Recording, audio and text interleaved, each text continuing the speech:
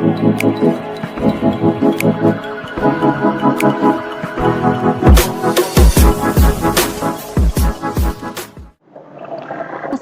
warahmatullahi wabarakatuh. Halo sahabat RSMA, senang sekali rasanya saya Weni Aldiarini kembali hadir menyapa sahabat RSMA dalam acara Senin Sehat RSMA Sehati, sehat bersama kami.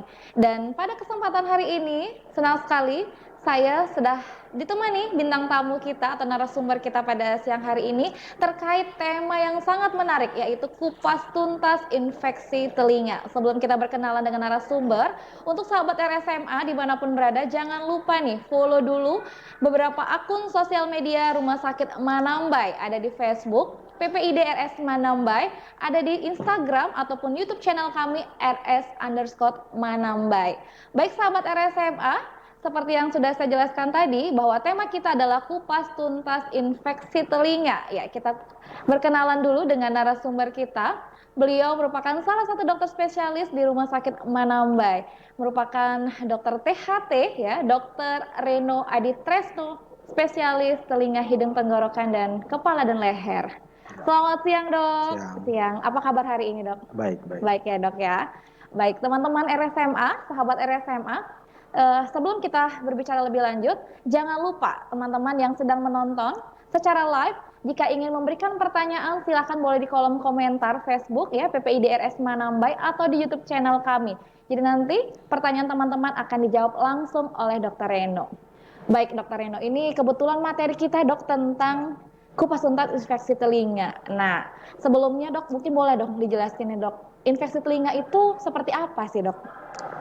Ya, infeksi telinga ini adalah suatu penyakit yang paling sering ya kita dapatkan di pelayanan-pelayanan kesehatan, baik itu tingkat pertama maupun tingkat lanjutan, tapi ini memang spesifik berkaitan dengan pelayanan dari bidang THT ya. Iya. Secara spesifik, kalau secara umum atau globalnya bisa juga menyangkut ke ranah-ranah bidang-bidang yang lain, contohnya pasien-pasien anak ya, terutama yang bagian anak juga sering mendapatkan penyakit yang seperti ini. Yang kita harus ketahui di sini pengertian dari suatu infeksi telinga adalah penyakit yang menyerang organ khusus telinga. Jadi kita harus mengenalin juga apa itu infeksi telinga, ya berarti kita harus memahami gejalanya seperti apa. Yang paling lazim itu adalah misalnya kalau pada anak-anak ya, ditandain dengan sebelumnya ada batuk dan pilek, diikutin dengan demam. Memang gejalanya tidak terlalu spesifik untuk awal-awalnya, ya bisa kita kenalin dengan anak demam, terus merasakan nyeri pada telinga, ya, gangguan pendengaran yang sifatnya sementara, dan anak bisa jadi rewel, ya, tidak aktif seperti biasanya, dan juga makan juga terganggu. Selain itu juga bisa mungkin kita temukan adanya keluarnya cairan dari telinga, yang bisa banyak, bisa sedikit gitu ya. Nah, teman, untuk infeksi telinga ini sendiri itu berbagai macam tipenya. Jadi ada tipenya berarti dok ya? Ada tipenya. Dan untuk rentang usia tidak selalu paling sering anak-anak, bisa segala usia sebetulnya, dengan beberapa kondisi-kondisi tertentu yang memang mendukung untuk terjadinya infeksi telinga. Berarti tidak hanya anak-anak ya dok ya? Tidak, cuman memang lebih rentan terhadap anak-anak. Baik, berarti ada faktor resiko dok yang artinya mempertinggi angka kejadian begitu dok? Iya, untuk anak-anak kenapa terjadi sering pada anak-anak ya, pertama ya kita berpikir ya rentang usia pada anak-anak yang sering terjadi itu dari umur 6 bulan ya, biasanya 6 bulan sampai dengan 2 tahun. Ya, bayi ya berarti dok ya? Tapi bukan berarti bayi tidak bisa kena, ya, tetap bisa kena bayi. Tetap kena juga. Ya, ini berkaitan dengan sistem imun ya. Imunitas. Immature namanya, immature imun istilahnya, sistem imunnya belum berkembang dengan baik. Ya, yang kedua juga dari struktur anatomi dari telinga anak itu sendiri ya. Nah, di mana pada anak-anak selain mereka masih mengalami tumbuh kembang, struktur anatomi telinga anak itu sendiri belum sempurna. Ya, ya salah satunya diantaranya ya misalnya saluran tuba ya, saluran ke saluran napas kita yaitu hidung dan tenggorokan yang muaranya ada di situ. Pada anak-anak itu kan dia salurannya lebih pendek, lebih lebar dan lebih horizontal ya. Ini nanti ada berkaitannya juga dengan pola-pola pengasuhan pada ibu Oh, ya iya ya, terhadap Dok. bayi dan anaknya gitu Iya. ya. Nah, dan juga termasuk juga dalam pola higienis dan sanitasi dari kita persempit aja dalam hal ini lingkup masyarakat ya, misalnya dalam lingkup keluarga. Baik. Berarti memang lebih rentan anak, tapi dewasa juga tidak menutup Dewasa kemungkinan ya, juga, Dok ya. Baik. dewasa juga itu Ya, kemungkinan. tadi menarik Pak Dokter mengatakan bahwa biasanya anak pilek, apakah memang selalu keterkaitan, Dok? Anak pilek akan menjadi infeksi telinga atau infeksi telinga mengakibatkan pilek begitu, Dok? Infeksi telinga itu kita sebelum membicarakan yang seperti itu berkaitan dengan yang tadi disampaikan, kita harus memilah dulu. Ada dua bagian besar untuk infeksi telinga bagian luar dan infeksi telinga bagian tengah atau yang bagian dalam. Dalam. Oh, baik, Dok. Kalau infeksi telinga bagian luar, kita mau mengkaitkan dengan yang tadi ditanyakan, apakah berkaitan dengan batuk pileknya, Betul. itu tidak berhubungan. Oh, tidak berhubungan ya, Dok. Infeksi telinga bagian luar itu adalah infeksi yang terjadi pada kulit liang telinga, ya, yang berkaitan dengan pola sebetulnya, pola Iya. kebiasaan. Contohnya mengorek-ngorek telinga, Nah, ya. iya ya, Dok. Banyak dalam kunjungan sehari-hari kita di poli-THT rumah sakit atau di praktek pribadi, pasien mengeluhkan nyeri yang sangat hebat yang terjadi dalam satu malam dan setelah kita menanyakan, wah ada riwayat mengorek-ngorek dengan cotton bud, ada juga yang Iya. ekstrim mengorek dengan kunci motor, ada yang dengan peniti, Bulu ayam ada karena gitu, yang Dok. bulu ayam, ada Iya, yang iya. dengan kuku. Kuku. Nah, ini makanya tadi yang berkaitan dengan apakah ada hubungan dengan batuk pileknya, ya secara langsung tidak. Yang bagian luar ya, Dok Bagian ya? luar. Itu tidak, Nah, oke. yang perlu kita pahamin infeksi telinga bagian luar itu adalah mulai dari depan liang telinga, lubang telinga kita sampai dengan batas di gendang telinga. Sampai dengan gendang telinga. Ya, Itu bagian luar ya, itu Dok bagian ya? luar. Bagian luar. Baik, Dok. Yang kita maksud sebagai bagian yang tengah maupun yang lebih dalam lagi, setelah gendang telinga, itulah yang kita sebut sebagai infeksi telinga bagian tengah, dan lebih dalam lagi adalah Dalam. infeksi telinga bagian dalam. Baik. Khusus untuk infeksi telinga bagian tengah, itu bisa berhubungan dengan batuk dan pileknya. Yang Ya. tengah ya, Dok ya? Yang tengah, setelah gendang telinga. Karena salurannya itu bermuara di pangkal hidung kita. Oh, baik. Pangkal hidung kita bagian dalam yang berbatasan langsung juga dengan rongga tenggorokan kita bagian atas. Jadi iya. kalau ada ISPA, baik itu pada anak, Dewasa? remaja, dewasa muda atau orang tua, sangat mungkin bisa terjadi infeksi telinga bagian tengah. Baik. Nah, itu. Baik, artinya kalau tengah ya, Dok ya? Kalau tengah. Itu tengah ya. Ya. Berarti bisa saling menarik begitu ya? Kurang batuk lebih pilek seperti itu. begitu. Tapi Baik. kalau sebaliknya infeksi telinga bagian tengah apakah bisa menyebabkan batuk pilek? Tidak. Oke, Karena tidak. telinga tengah kita itu secara fisiologi steril. Steril itu dalam artian bukan berarti dia bersih benar dari kuman, tidak. Adanya fungsi dari saluran telinga yang kita sebut sebagai tuba ya, saluran tuba eustachius. Itu salah satu fungsinya adalah sekresi. Oh, sekresi ya, Jadi Dok ya? ada kuman-kuman yang ada di dalam situ akan didorong keluar pergerakannya menuju pintu saluran yang ada di hidung kita bagian belakang. Nah, itulah fungsi dari tuba. Kalau fungsi tuba itu terganggu, nah inilah yang akan menyebabkan berbagai macam masalah yang berkaitan dengan tadi yang kita sebut infeksi telinga bagian tengah. Nah, ini menarik, Dok.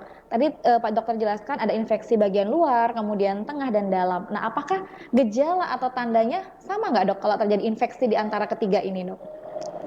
Kalau untuk infeksi telinga bagian luar, itu gejalanya untuk beberapa memang akan terlihat seperti mirip, ya. Ya, contoh misalnya infeksi telinga bagian luar yang disebabkan oleh itu dibagi dua. Dia ada yang apa namanya, kita sebut otitis externa Otitis. circumscripta sama otitis externa diffusa. Nah, yang membedakan adalah kalau otitis externa circumscripta, kalau saya menyebut sebagai bahasa umumnya adalah adanya bisul di dalam liang telinga kita. Bisul, Di Dok, ya? kulit sepertiga bagian luar liang telinga kita ada bisul.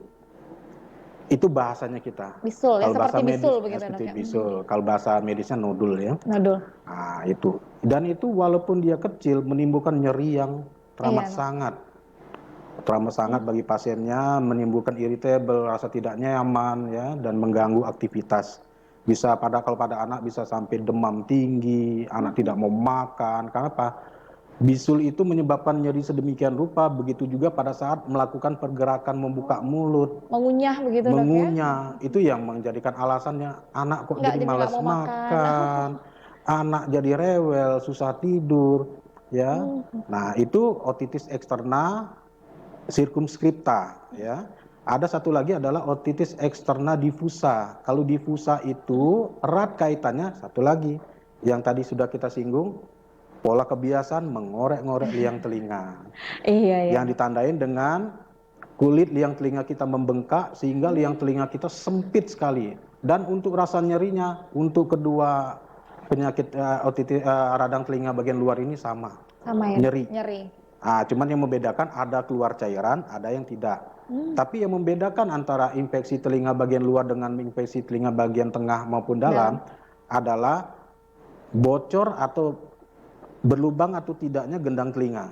Oh, gendang Kalau telinga, gendang Dok, ya? telinga kita utuh, ya itu dan dari penelusuran kita dapatkan adanya riwayat mengorek-ngorek, ya itu kita bisa memastikan bahwa ini infeksi telinga bagian luar. Tapi kalau misalnya kita mendapatkan riwayat keluar cairan sebelumnya, ya, Disertai keluar cairan begitu setelah ya, keluar Dok, ya? cairan dan pada saat pemeriksaan dengan alat ya, otoskopi contohnya ya, atau endoskopi, kita dapatkan gendang telinga yang berlubang. Inilah yang kita sebut sebagai infeksi telinga bagian tengah. Tengah. Oh, baik, Kurang Dok. begitu. Iya. Berarti kalau gatal, misalnya gatal bukan jadi intan infeksi, Dok? Gatal juga bisa menjadi suatu tandanya, tapi tidak khas ya. Tidak khas ya, Tidak Dok, ya? khas, karena cairan telinga itu sendiri juga bisa menyebabkan gatal. Gatal. Jangankan cairan telinga, ada Iya, kotoran iya, Dok. telinga Betul. aja gatal Iya, telinga Dok. kita. Jadi kayaknya garu-garu gitu ya, Dok, ya? Tapi Belum kalau tentu untuk ya, Dok, ya? penyakitnya juga ada karena jamur ya, misalnya infeksi pada jamur itu bisa. Baik. Jadi tanda-tandanya juga memang khas ya, Dok, ya. Artinya ada sampai keluar cairan kalau sudah tengah ya, Dok, ya, atau ke dalam infeksinya. Betul. Sebenarnya saya juga pribadi sering juga tuh, Dok. Nah, itu aman nggak sih, Dok, dari segi kesehatan kita mengorek telinga dengan cotton bud? Sebetulnya kalau idealnya telinga kita itu kan punya apa namanya kemampuan ya untuk apa namanya memproteksi ya. Yeah.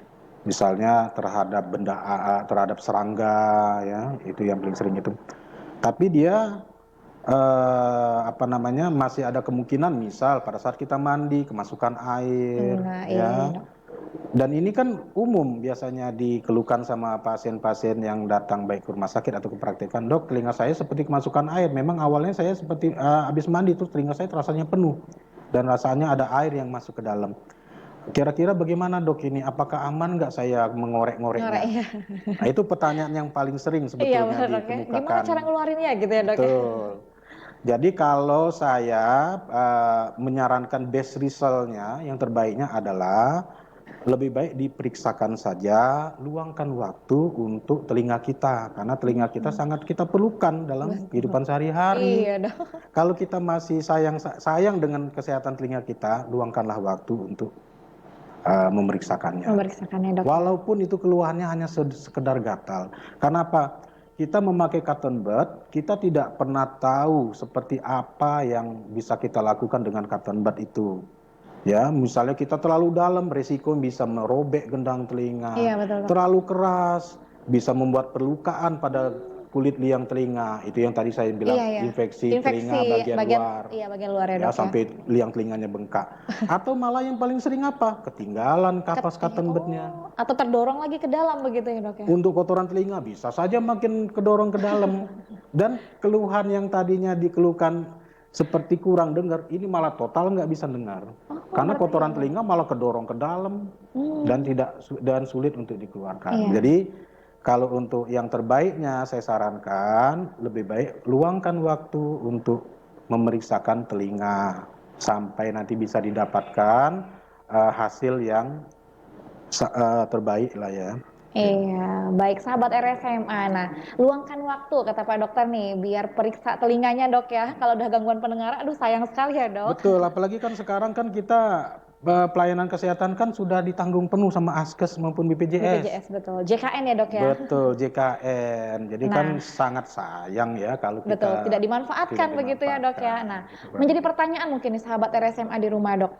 Kapan sih dok? Artinya apakah ada berkala begitu dok kita untuk memeriksakan telinga begitu dok? Oh ada. Kalau anjurannya kita adalah sekurang-kurangnya 2 bulan sekali. Sekurang-kurang 2 bulan sekali. Dengan ada atau tanpa keluhan dok? Iya, sebaiknya begitu. Karena jangan membiarkan telinga kita kotor sekali sampai kotoran telinganya mengendap dan keras, itu kan akan menyulitkan juga nanti di kemudian hari.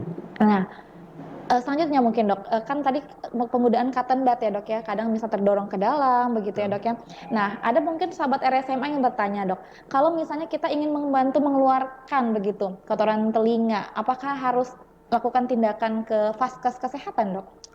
Sebaiknya begitu, tapi yang mempunyai fasilitas yang memadai. Yang memadai ya dok ya. Karena telinga ini kan sangat sensitif. Kalau kita memperlakukannya tidak boleh diperlakukan dengan kasar. Kalau kita memperlakukannya dengan kasar itu akan timbul gangguan. Gangguan ya dok. Ya. Baik sahabat RSMA, saya ingatkan kembali bagi teman-teman yang ingin bertanya, boleh tulis di kolom komentar ya. Sambil menunggu pertanyaan, kita masuk ke mitos atau fakta dok. Cukup dijawab dengan singkat, mitos atau fakta. Yang pertama dok, air dan kotoran telinga menyebabkan infeksi telinga, mitos atau fakta? Kalau kita bilang mitos, tidak ya, itu memang fakta. Faktanya dalam artian begini, kita kan tidak bisa memperkirakan air itu apakah benar bersih atau tidak, ya kan? Iya, betul. Nah, sementara di dalam telinga kita itu sendiri dalam keadaan tidak steril. Ya. Iya. Tetap di seluruh badan kita selama itu berkaitan dengan permukaan kulit, itu ada mikroorganisme yang bersarang di sana ya, baik berbentuk parasit, virus, bakteri, itu ada.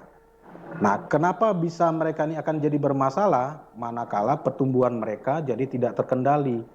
Pertumbuhan mereka menjadi tidak terkendali itu dimediasi oleh contohnya adalah luka. Itu berkaitan dengan mengorek liang telinga tadi. Ya, dok, ya, dengan cotton bud misalnya. Terus kenapa ada yang banyak datang ke saya ke rumah sakit atau praktekan saya, dok saya habis berenang, kok kuping saya terasanya menyut sekarang nyeri sekali. Ya, airnya yang kotor. Air yang kotor itu masuk ke dalam telinga kita. Ya, di sana banyak mikroorganisme segala macam itu yang ada di dalam air itu menyebabkan terjadinya penumpukan kuman di sana. Dan itu bisa membuat bersarang begitu di sana ya dok ya. Tapi balik lagi, tidak semua orang mengalami. Tergantung imunitas. Imunitas juga, ya. Iya dok. Nah, berkaitan dengan kotoran misalnya, kotoran itu adalah produk normal dari telinga kita, karena secara normal telinga kita tetap akan menghasilkan kotoran telinga, ya. Berbagai macam jenisnya, ada yang padat, ada yang lunak, ada yang encer, ada yang sedikit, ada yang banyak, gitu ya. Nah, seperti yang saya jelaskan tadi, seluruh permukaan kulit kita tidak ada satupun yang steril. Tetap ada kuman di situ. Pasti ada gitu ya. Kotoran telinga juga bisa menjadi media yang baik buat kuman itu sendiri. Tapi kotoran telinga tidak serta-merta membuat infeksi pada telinga. Oh, tergantung lagi berarti ya. Ada pemicunya lagi. Ya, balik lagi contohnya misalnya kebiasaan mengorek. Kan orang yang dengan kotoran telinga yang banyak dan penuh merasa tidak nyaman dengan telinganya. Mungkin dia belum ada waktu untuk pergi ke fasilitas kesehatan, mencoba untuk membersihkan sendiri dengan apapun yang dia punya. Yang penting keluar gitu. Yang penting keluar. Nah, disitulah akan terjadi masalah yang kita sebutkan tadi, Iya, infeksi betul. telinga bagian luar yang disertai nyeri, pendengaran kurang, bahkan sampai berair, tidak bisa tidur, susah makan. Kalau anak-anak bisa rewel, nggak mau makan, ya nggak mau tidur gitu. Nah, kurang lebih begitu. Iya, berarti fakta ya, sahabat RSMA, fakta Fakta. nih. Nah, kita masuk yang kedua nih, Dok. Ini juga sering tadi sedikit disinggung. Setelah renang, kemudian masuk air, bisa dikeluarkan dengan cara kepalanya dimiring-miringkan. Itu mitos atau fakta, Dok? Fakta, Oh, fakta, Dok ya? fakta. Karena telinga kita itu kan suatu bentuk tabung ya, Iya, Dok. yang tidak benar-benar horizontal, tapi tidak juga vertikal. Dan lubang telinga, liang telinga kita itu memang dirancang untuk salah satunya fungsi pendengaran, jadi dia berbentuk tabung. Kalau ada yang menafsirkan bahwa air itu akan terjebak selamanya di dalam liang telinga, itu kan tidak Tidak benar ya? Salah ya, benar. Dok ya? Ya, karena air itu dengan panas yang ada di dalam liang telinga kita itu akan mengering, Oh, menguap. menguap ya, Dok ya? Ya, Betul-betul. nah, sebanyak apapun air masuk ke dalam liang telinga kita tidak akan terjebak kecuali ada kotoran telinga. Jadi sifat dari kotoran telinga ini akan menyerap air. Itu yang dikemukakan oleh pasien, oleh kebanyakan orang. Iya. Saya kemasukan air. Kemasukan air. Ya. Karena berasanya air gitu ya, Dok Berasanya ya? air. Iya. Nah, karena apa? Air itu masuk ke dalam liang telinga kita yang penuh dengan kotoran. Kotoran telinga ini menyerap air itu sehingga menyebabkan rasa tersumbat. Yang kalau ditelusurin oleh pasiennya sendiri, oh ya saya habis berenang ini. Iya. Saya habis mandi, habis itu telinga saya peka seperti kemasukan air. Nah, jadi itu tidak benar ya kalau air itu menyebabkan akan terkumpul selamanya di dalam liang telinga. Baik, kita selanjutnya, Dok ya, yang ketiga nih, Dok. Nah, apakah semua infeksi telinga itu memerlukan antibiotik, Dok? Itu mitos atau Jadi fakta? gini, kalau infeksi telinga kita lihat dulu soal kita balik lagi ke masalah penyebab ya. Untuk infeksi telinga bagian luar yang berkaitan dengan kulit, penyebabnya yang paling sering itu adalah infeksi bakteri. Ya.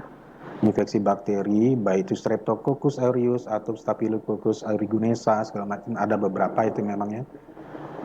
Untuk infeksi telinga bagian luar itu memang kita akan membutuhkan antibiotik, baik yang kita berikan dalam bentuk tetes atau dalam bentuk tampon yang kapas ya, yang kita sudah berikan ada salep Ada obatnya di antibiotik, sana gitu, Dok ya? bisa juga seperti itu. Tapi kalau untuk yang kekinian kita langsung mengirigasi dengan bersih, membuat keadaan steril dalam liang telinga kita dan kita berikan obat tetes. Obat. Jadi Ya. dibersihkan dulu, baru Betul. diberikan antibiotik begitu ya, Betul, Dok itu ya? untuk infeksi telinga bagian luar. Kalau untuk infeksi telinga bagian tengah, ya, yang lazim ini ya, itu kan karena dia sering berkaitan dengan infeksi saluran napas bagian atas. Oh, iya, Dok. Kalau dari penyebabnya, infeksi saluran napas atas itu penyebabnya bisa karena virus dan bisa juga karena bakteri. Bakteri. Ya. Kalau misalnya penyebabnya karena virus, memang mungkin tidak membutuhkan antibiotik selama dia infeksinya masih dalam durasi di bawah 1 atau 2 minggu. Oke, di bawah 2 minggu. Di bawah 2 Tanpa minggu. antibiotik gitu ya, Dok? Dan tanpa disertain dengan keluarnya cairan. Oh, tanpa disertai keluar cairan. Keluarnya cairan telinga. Iya, iya, Dok. Tapi kalau misalnya sudah disertai dengan keluar cairan telinga, kita akan membutuhkan obat antibiotik, baik itu yang bentuk tetes maupun dalam bentuk minum. Kalau karena virus, dia akan bisa sembuh sendiri. Karena memang mekanisme virus self-limiting disease. Iya, Ya, imunitas penyakit. ya, Dok ya. Dan akan artinya antibiotik ini fakta ya, Dok ya. Artinya semua tergantung kembali dengan kondisi pasiennya. Betul, begitu ya, selama Dok ya? tidak infeksi telinga itu tidak menyebabkan telinga berair, ya, dan disertai dengan batuk pilek, itu bisa ada beberapa anak atau beberapa pasien bisa mengalami sembuh sendiri. Sembuh sendiri, Dok ya? Ya, tapi kalau misalnya dia sudah keluar cairan dan infeksinya memanjang lebih dari 1 minggu, disertai dengan keluar cairan, ya kita akan menyarankan pemberian antibiotik. Antibiotik. Baik secara topikal dengan tetes maupun secara Oral sistemik ya. atau oral. Baik, baik sahabat RSMA, terjawab mitos dan faktanya. Kembali lagi saya ingatkan, jika sahabat RSMA di rumah masih penasaran dan ingin bertanya, silahkan tulis di kolom komentar pertanyaannya, nanti akan dijawab oleh Dokter Rino. Baik dok, kita lanjut ya dok. Tadi kita sudah membahas dok tanda gejala, kemudian pengobatan sedikit tadi dibahas juga. Pertanyaannya dok, ada nggak sih dok cara atau tips dari Pak Dokter untuk mencegah nih agar tidak terjadi infeksi telinga? Oke. Untuk tipsnya mencegah terjadinya infeksi telinga, ya kita akan bagi dalam beberapa hal ya. Yang pertama adalah hal yang keseharian dulu.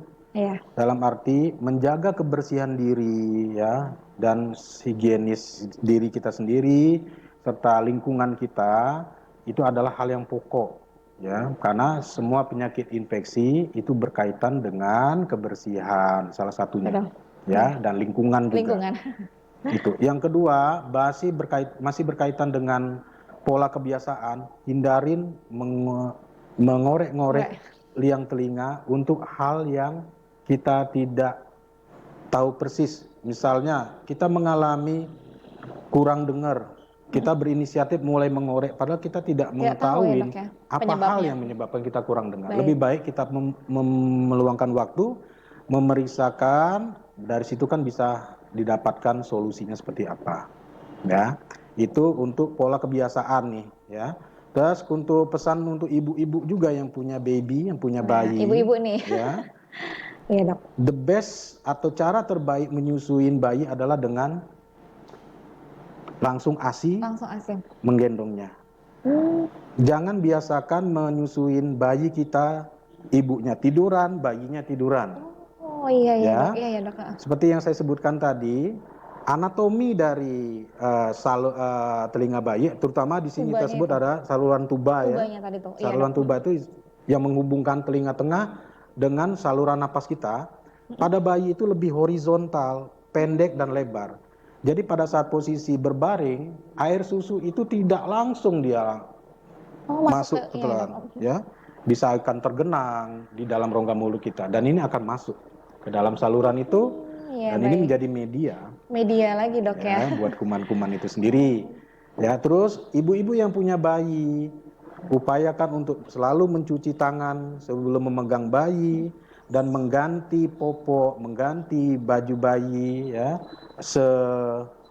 sesering yang diperlukan ya, bukan dalam sehari bisa 10 kali, enggak, sesering yang diperlukan. Ya, dalam artian kesimpulannya adalah jaga kebersihan. Bukan cuma untuk bayi tapi ibunya juga. Iya, baik. Ternyata sahabat RSMA ini ilmu baru juga, tips dari Dokter Reno ya. Untuk ibu-ibu yang memiliki bayi ini harus jangan memberikan ASI, sebisa mungkin menggendong, jangan posisi tidur. Ini ilmu baru juga buat saya, Dok. Iya, baik sahabat RSMA, ya ini mungkin ada satu pertanyaan terakhir, Dok, sebelum kita tutup pertemuan kita pada siang hari ini ya. Apakah sama nggak, Dok, kalau pengobatan pada telinga itu sama dengan mata? Misalnya yang satu kanan yang kena, yang kiri juga ikut ditetes begitu. Apakah sama dengan telinga? Enggak, jadi karena telinga kita ini kan dua-duanya terhubung dengan saluran napas. Kalau misalnya infeksi telinga bagian luarnya itu dikabarkan dikoreknya telinga, dua-dua telinga, bisa saja dua-duanya akan mengalami keluhan. Tapi kalau misalnya infeksinya hanya salah satu telinga saja, telinga yang satunya lagi adalah sehat, kita hanya mengobatin yang telinga satu. Baik, iya. Begitu sahabat RSMA, tidak terasa kita sudah di penghujung acara. Ya, rasanya memang berbincang. Baik teman sahabat RSMA, jika ada yang ditanyakan kembali boleh datang berkunjung, atau seperti tadi Dokter Reno sampaikan, kalau ada keluhan tidak ada, luangkan waktunya untuk datang periksa mungkin ke Poli THT Rumah Sakit Menam baik Senin sampai Jumat, Senin sampai Sabtu jam 8 hingga jam 12. Baik Dokter Reno, terima kasih atas waktunya pada siang hari ini. Teman-teman sahabat RSMA, semoga apa yang disampaikan dapat bermanfaat ya. Terima kasih atas perhatiannya. Mohon maaf apabila ada kesalahan. Wabillahi taufiq wal hidayah. Wassalamualaikum warahmatullahi wabarakatuh. Waalaikumsalam.